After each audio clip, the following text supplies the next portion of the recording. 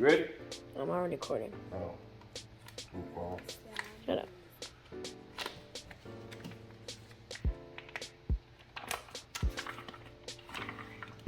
Always clean your meat. Pause. Stop being weird about everything.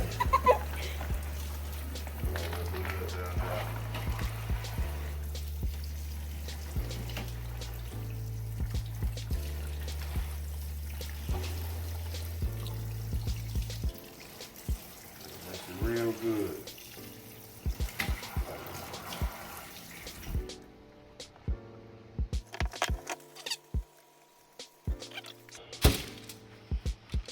So, some people do this, some people don't. I do it. Let's take this membrane off. Start like at that third bone. Use a butter knife. Slide up under there. Make sure you lift it up. Then grab that same paper towel. Use your thumb. Get it up under there like that. Just separate it. It'll come right off.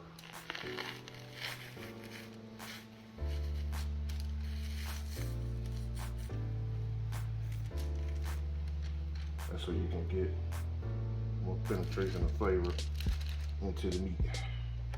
So we'll put a little olive oil, help it stick.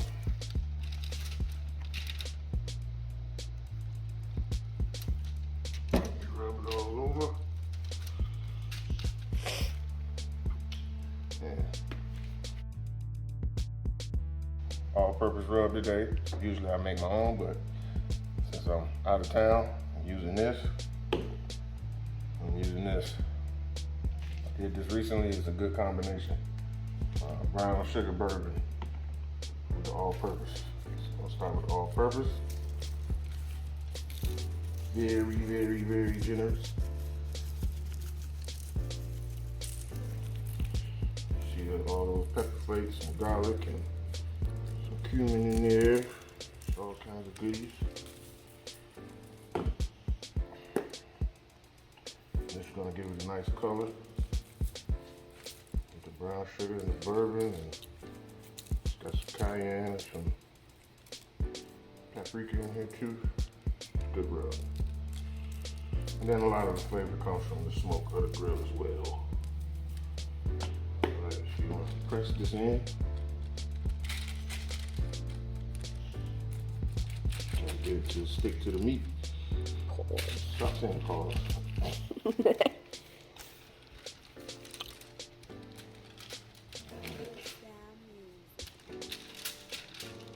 Alright, turn it to the meat side.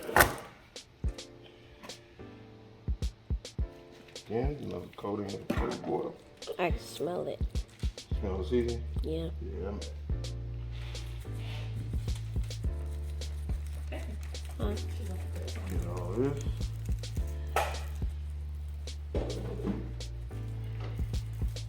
Same result. You want to try to keep your hand around here because you want to get the rub on the side too.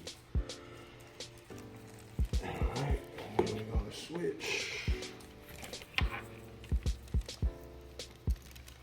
Where all the flavor comes from. Yeah, get that pepper.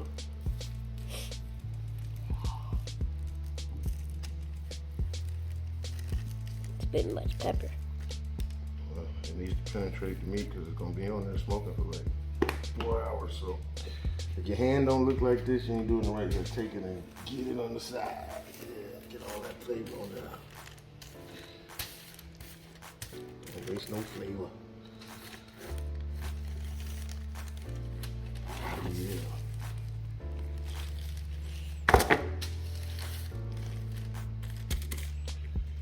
Beautiful. And then as you can see by these, it starts to soak in over time. Yep. Penetrating that meat. All right.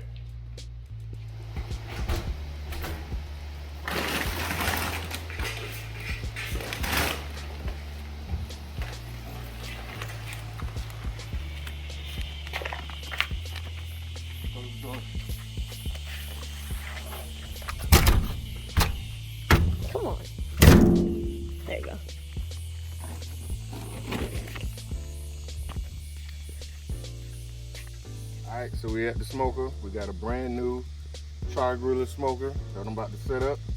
And we're gonna do the ribs and the chicken on. As you can see, come take a look.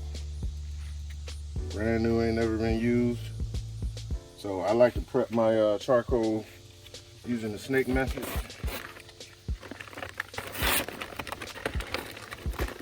Take these out.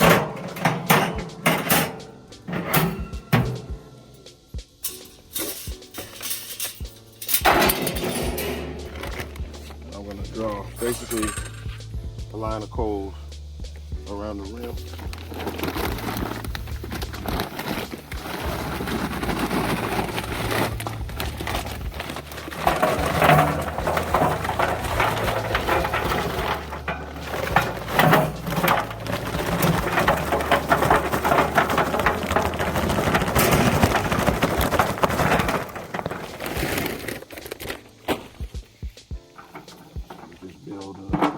Just build a line here.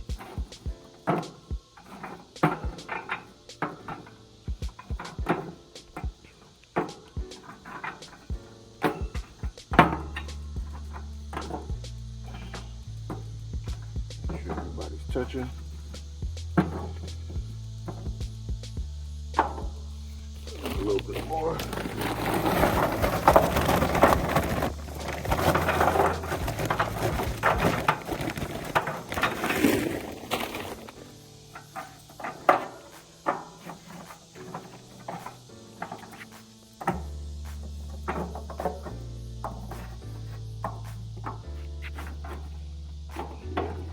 Sure that this side doesn't touch that side, but the whole idea is you're going to maintain a certain temperature. You're going to maintain a certain temperature throughout the smoke. So you're going to start with the hot coals here. I'm going to show you that in a second, and it's going to gradually ignite these other ones as it goes along. And of course, not hopefully, but it will maintain a temperature between 250 degrees and 275. And of course, we're gonna add some smoking chips to that as well. So then we go to the chimney. And what I always do here. All right, so I like to use these striker fires to light my coals. I've gone away from lighter fluid. If you're still using lighter fluid, grow up. It's time to evolve. You don't want that stuff getting into your food. Get you a natural starter. They also have embers that you can use.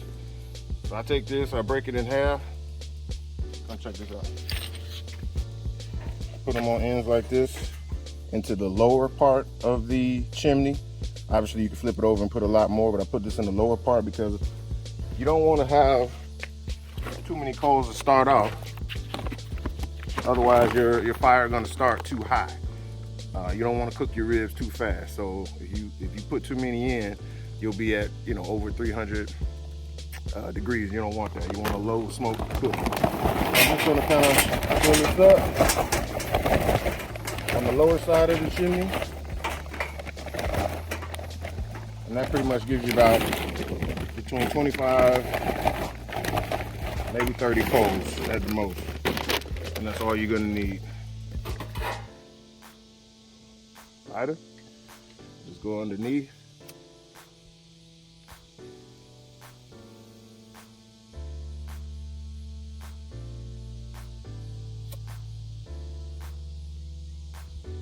All right, now it's lit.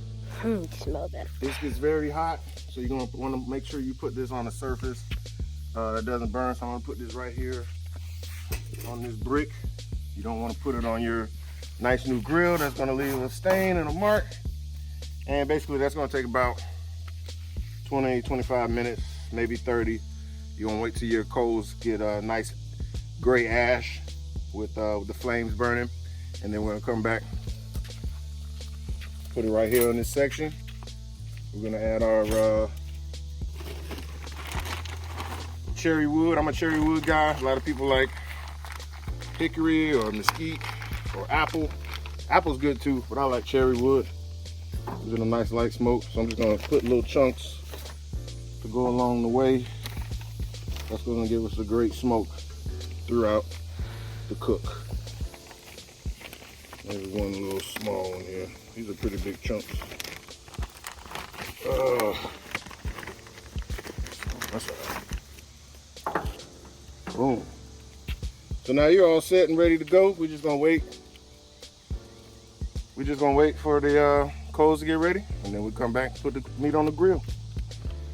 Let's go. So we back about 30 minutes later. We'll go ahead and get these coals on. You can see they're all ashen, all gray. Coming to the cooker. We're gonna very carefully lay them in the corner. The corner you start in is optional, by the way. Line them, making sure they're touching that first row of charcoal. All right, get all that ash out of there. Cool.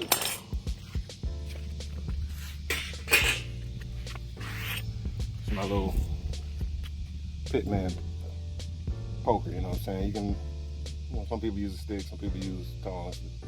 This used to be a scraper that got old, whatever. Just gonna try to line them up. Make sure everything's touching and with each other. Already gonna start getting some smoke going. So from here, it's all about temperature control. Fire feeds on what? Me? Yeah, I'm talking to you. What does fire feed on? Wood? It's a fuel, but what is it? What fuels fire? Gas? Oxygen, yes, I guess gas. So you control that with these vents here. So for right now, I'm gonna leave them open, and then we have our temperature gauge right here. So I want that right around 250, maybe 275. So it's a little over 200. I'll open the vents a little bit, and when it get, whoa, it's getting there pretty fast. It's a hot day, so I'm not surprised. So it's getting there pretty fast. So I'm gonna go ahead and close it off up here and here. Why are you using the stick to close it? Is it hot? It's hot. It's like a steel grill, so it's probably hot even without the coals. So gonna let that sit for a little bit. Hopefully that, yep. So it slowed down immediately. So really good grill. That tells me that the air circulation is going really well. So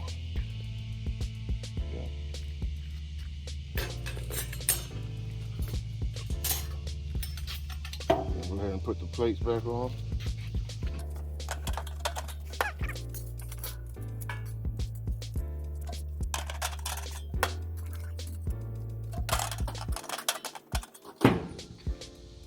All right, so now we're gonna go ahead and get our meat, get it on the grill. Time to put the meat on the grill, let's go. I like where that temperature's sitting. It's already getting real hot. I like to use the elevated piece up here. Kind of keeps it further away from the hot coal. You don't really want it to start searing, because over time it's going to get a real beautiful natural bark to it. That nice mahogany look. And I'm going to push this one way to the back right now, and then we'll come and rotate it when the coals start to move towards the back. Remember I said before, don't waste nothing. Got all these juices here. Don't waste that. Remember, moisture, flavor, just sitting on marinating. That little piece, I don't want that in there. All right, so we good to go. So we're gonna shut it. We're gonna keep our eye on it, obviously, periodically, to make sure the temperature stays, like I said, around 250, 275, somewhere in that range is fine. And we're gonna come back in about, well, I'm checking an hour, but really it's gonna sit on here and absorb that smoke for about 3.5 hours. Then we come back and wrap it in some foil, a little extra stuff, you know what I'm saying, a little twist I put on it, and it's gonna be amazing. But yeah, that's pretty much from start to finish, taking the membrane off, seasoning it, getting your grill ready. Now the rest is up to Mother Nature. We'll be back. All right, so it's been about 2 hours, maybe 2 hours and 20 minutes into the smoke. Everything's going well. You see the smoke coming in and out. Let's take a look and see how we're looking so far. Oh yeah. You see all that color forming. See some of the juices running. It's still looking real moist. You see the bark starting to form back here. That's the type of color we're looking for. Probably a little bit darker. And then we're gonna go ahead and wrap it up. Check out the snake line. You can see how that progresses. In case you've never done it like this before. See how we started and now it's moving over. Gradually moving over, and we've stayed at a consistent temperature. It's a hot day, so it's kind of getting a little hot, more like around 280, 290, which is all right. As long as you don't see the meat burning or anything, it's all good. So I'm gonna rotate it a little bit, and then probably another 45 minutes to an hour, come back, check it, and then we'll wrap it, keep it going. Probably about 2 hours away from eating. All right, so now we're at the point where we're ready to wrap them. Go ahead and take a look at that color. Nice, beautiful mahogany color on all the ribs. Technically, they're done at this point, but you want to get to that point where it's nice and tender.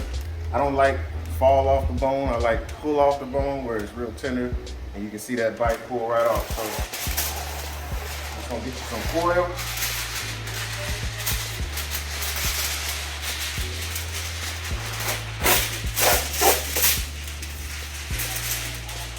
Set it up. You can also, this is optional, but I like to do it. Adds a little more flavor. Put down a little bit of brown sugar.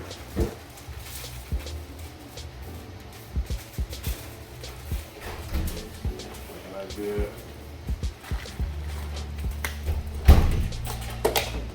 Get a little butter.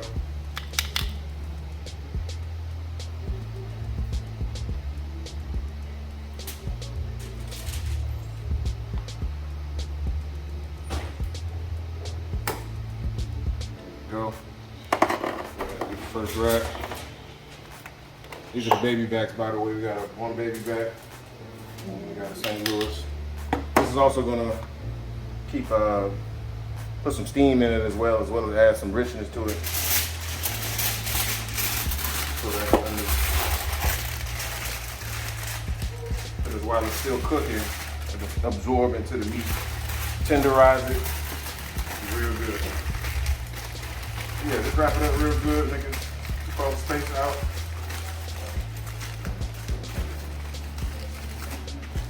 I'll double wrap it.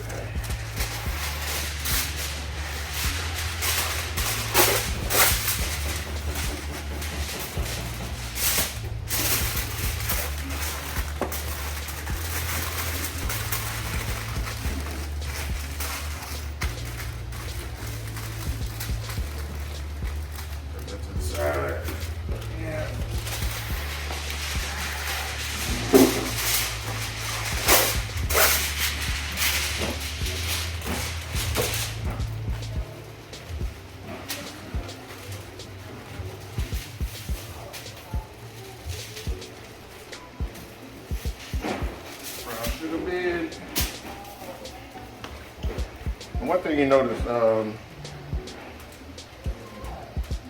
with the way you want to do your rub, and again, just use what you got, but take a look at that. You can kind of see, you can see all the seasoning and everything. You can see the garlic that's caramelized, the black pepper and all that good stuff. So get quality rub. Like I said, you can buy store-bought, or you can make it yourself, but like use thick, coarse pepper grounds, thick garlic, thick stuff like that. Kosher salt is always better, and it just seems to absorb into the meat better.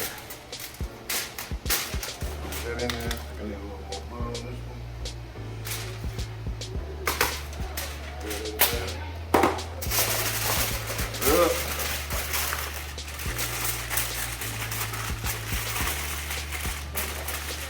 You always got to pay attention to your grill. Every grill is different. That's a new grill. and it's a hot day, so again, it cooked a little hot, so just make sure the color will tell you when it's right. The pliability of the meat will tell you when it's right. And of course, do it to the best of your ability that you like.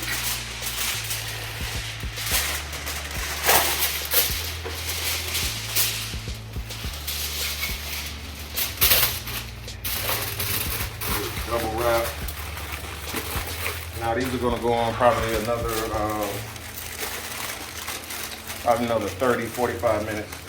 Just again, this whole step is really just about getting it tender to the way you like it. You technically can eat it like it is now, but like I said, I like that nice tender pull on it. So not gonna bore you and wrap the other one. You pretty much get the gist of it.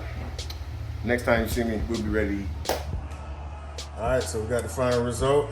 I chopped up the baby backs in St. Louis. I'm gonna show you this last side of the rib. Coming out the wrap. It's been sitting now for about 30 minutes or so. See that beautiful color, you see the juices, you see how the bones all drawn back. That lets you know it's done. Still hot, but you can pick it up with your hands. See how it's pulling apart? It's perfect. Blades go right through.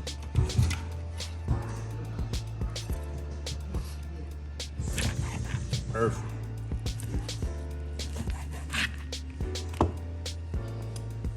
Remember I told you that thing should, when you bite it, it should pull right off without falling off.